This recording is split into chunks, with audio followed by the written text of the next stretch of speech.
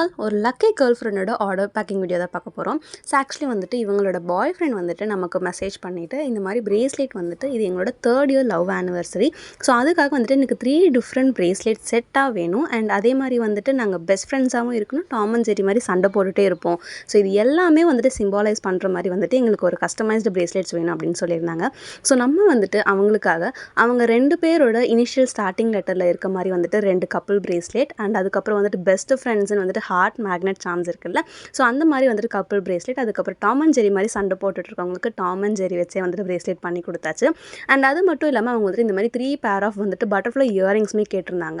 So இது எல்லாத்தையுமே வந்துட்டு நம்ம அவங்களுக்கு பேக் பண்ணி ஃபோட்டோ அனுப்பிட்டு அவங்க ரொம்பவே வந்துட்டு ஹாப்பி அண்ட் சாட்டிஸ்ஃபைடாக இருந்தாங்க.